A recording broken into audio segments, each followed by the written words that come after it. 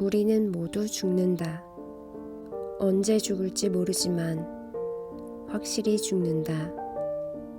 부모가 먼저 죽으면 조금 슬프다 마는데 자식이 먼저 죽으면 가슴에 묻어두고 죽을 때까지 가슴앓이를 해야 한다. 엊그제 뉴스에도 세월호의 아들 잃어버린 아버지가 그 슬픔을 이기지 못해 자살했다고 나왔었다.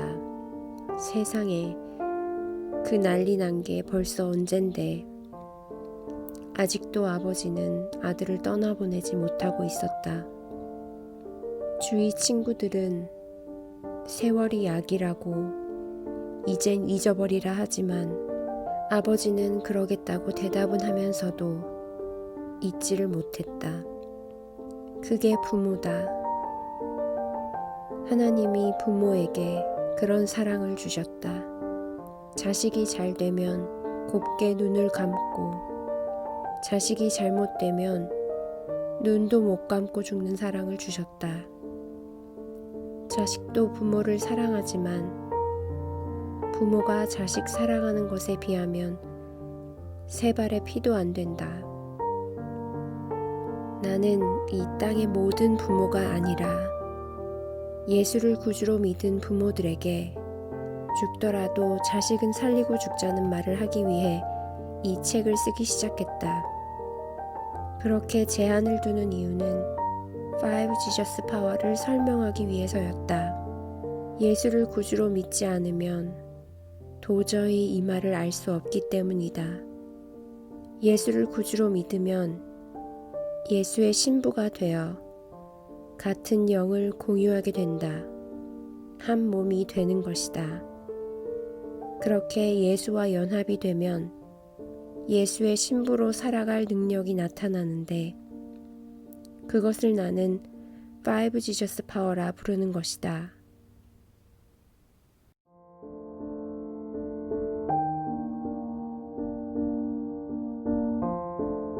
생명력은 하루하루를 살게 하는 힘이다. 한 시간 한 시간, 아니 한순간 한순간을 살게 하는 힘이다. 생명력으로 충만하지 못하면 이 세상을 이길 수도 살아갈 수도 없다는 건 내가 한 말이 아니다.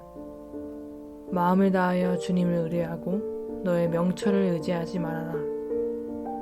거듭난 자가 육에 속한 채로 살 수는 있으나 그건 사는 게 아니다. 생명력 상실로 게임 중독자가 되고 여행 중독자가 되고 성공 중독자가 되어도 생명은 보장되지만 일부러 사단의 밥으로 살 필요는 없다는 게 내 생각이다. 욥은 역경의 시간이 지난 후에 나는 지난 세월과 하나님이 나를 보호하시던 때가 다시 오기를 원하노라 라고 노래했다. 욥은 이겼지만 어려운 시기를 견뎌야 했다. 욥은 그러지 않았지만 행여라도 하나님을 시험하듯 살면 안 된다. 혹시 신앙생활이 힘들어 당분간 하고 싶은 대로 인생을 즐기며 편하게 살아갈 수는 있다. 그러나 그렇게 살다가는 얼마 못 가 폭풍우가 닥칠 것을 알고 있어야 한다. 폭풍우 속에서 주님이 말씀하실 것이다. 너는 나의 신부다. 그래서 폭풍우를 보낸다. 주님이 일으키는 폭풍우는 누구도 감당할 수 없다. 인생의 모든 걸 다 날려버린다. 건강도 재산도 명예도 한순간에 날아가 버린다. 정말이다. 못 믿겠으면 성경을 봐라. 얼마나 많이 이런 일이 일어났는지.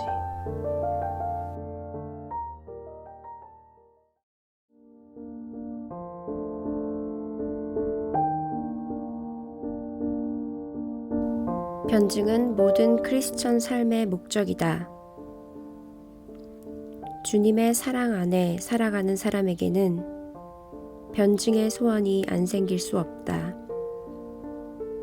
변증하는 일이 사랑하는 일이기 때문이다.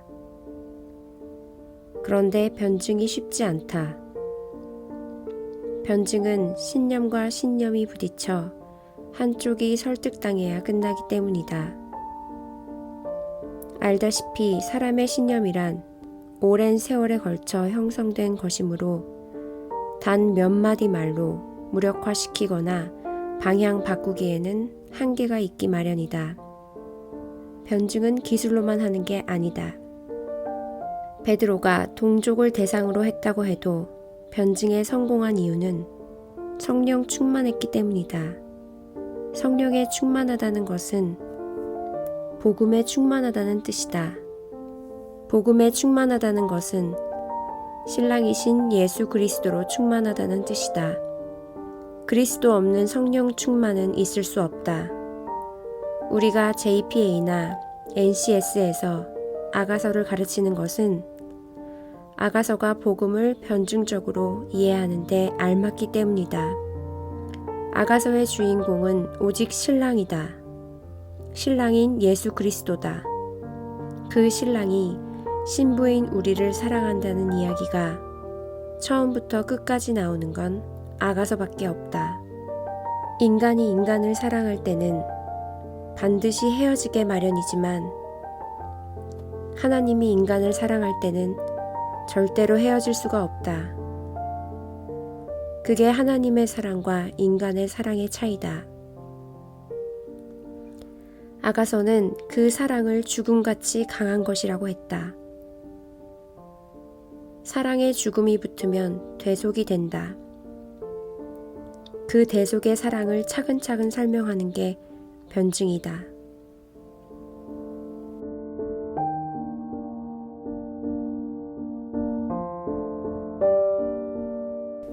변증의 사명에 대하여 기독교 변증가들은 진리를 변증하려는 이들은 다음 세 가지 목표와 만나게 된다고 말한다.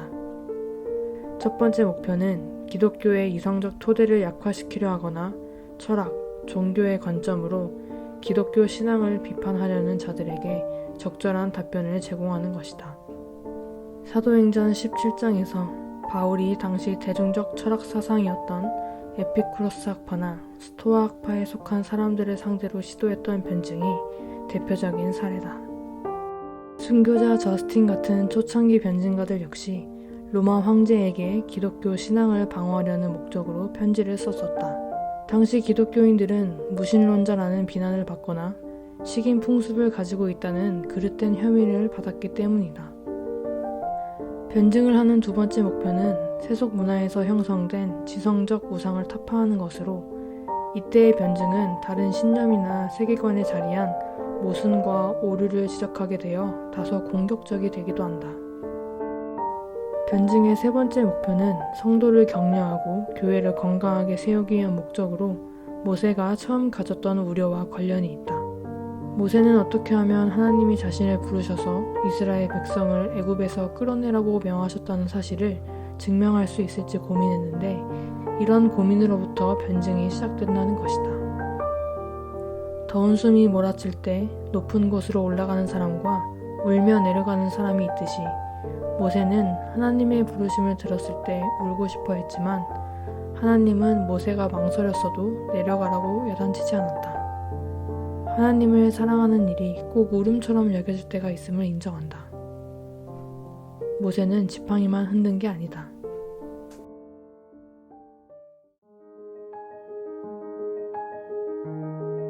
책 읽고 어떠셨어요, 테리 씨? 저는 아직 자식이 없지만 이 책이 앞으로 결혼하고 자식을 가질 사람들과 지금 자녀를 양육하는 사람들에게 정말 필수로 읽어야 하지 않을까 하는 생각이 들었어요. 네, 저도 자식이 없지만 네.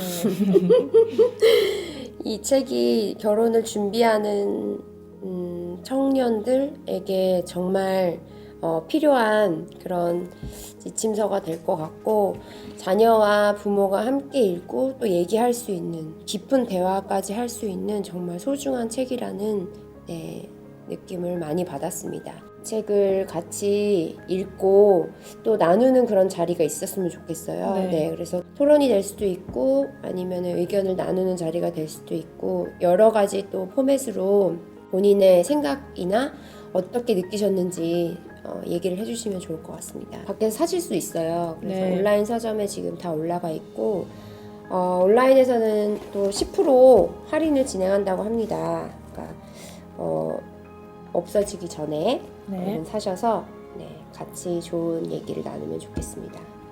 오늘은 그러면 조금은 차분한 Something Tell You를 이것으로 마치겠습니다. 샬롬.